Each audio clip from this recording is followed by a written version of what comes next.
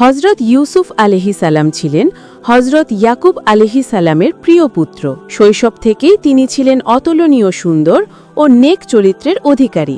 এক রাতে তিনি স্বপ্ন দেখলেন সূর্য, চাঁদ আর 11 তারা তাকে সিজদা করছে। তিনি স্বপ্নের কথা পিতাকে জানালেন। হজরত ইয়াকুব আলাইহিসাল্লাম বুঝলেন এটি আল্লাহর পক্ষ থেকে বিশেষ ইশারা। কিন্তু ইউসুফ আলাইহিসাল্লামের ভাইয়েরা হিংসায় জ্বলে উঠল। তারা পরিকল্পনা করল তাকে দূরে সরিয়ে দেবে।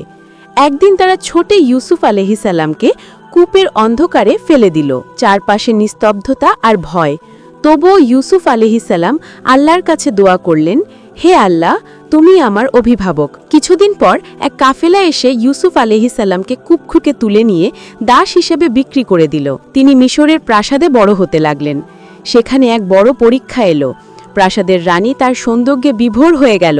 রানী তাকে গুনাহর দিকে ডাকল, কিন্তু ইউসুফ আলাইহিসাল্লাম বললেন, আমি আল্লাহর আশ্রয় চাই। তিনি গুনাহ থেকে বেঁচে গেলেন। অন্যায়ভাবে তাকে কারাগারে পাঠানো হলো, কিন্তু কারাগারের অন্ধকারেও তিনি আলো ছড়িয়ে দিলেন, বন্দীদের কাছে তাওহীদের দাওয়াত দিলেন। সবাই তার চরিত্র দেখে মুগ্ধ হল। বছরের পর বছর ধৈর্য ও তাকওয়া অবশেষে ফল দিল। মিশরের রাজা এক স্বপ্ন দেখলেন, যার ব্যাখ্যা কেউ দিতে পারল না। অবশেষে রাজদরবারের এক গোলাম নবী ইউসুফের সন্ধান দিলেন। নবী ইউসুফ যখন স্বপ্নের ব্যাখ্যা করলেন, তখন তা রাজার পছন্দ হলো। এরপর দুর্ভিক্ষ নেমে এলো। আল্লাহ ইউসুফ আলাইহিসাল্লামকে মিশরের রাজ সিংহাসনে বসালেন। দুর্ভিক্ষের সময় তার ভাইয়েরা খাদ্য নিতে এলে প্রথমে তারা তাকে চিনতে পারল না। শেষ পর্যন্ত যখন পরিচয় জানা গেল, তারা ভয়ে কাঁপতে লাগলো। কিন্তু ইউসুফ আলাইহিসাল্লাম বললেন, আজ তোমাদের কোনো অপরাধ নেই, আল্লাহ তোমাদের ক্ষমা করুন।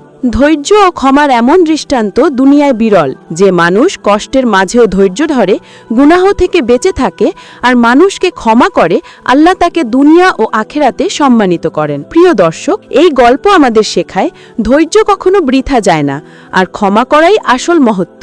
আল্লাহর ওপর ভরসা রাখলে তিনিই তোমাকে সম্মানের সিংহাসনে বসাবেন। এমন হৃদয় ছোঁয়া ইসলামী গল্প শুনতে আমাদের চ্যানেলটি সাবস্ক্রাইব করুন এবং নোটিফিকেশন অন করে রাখুন।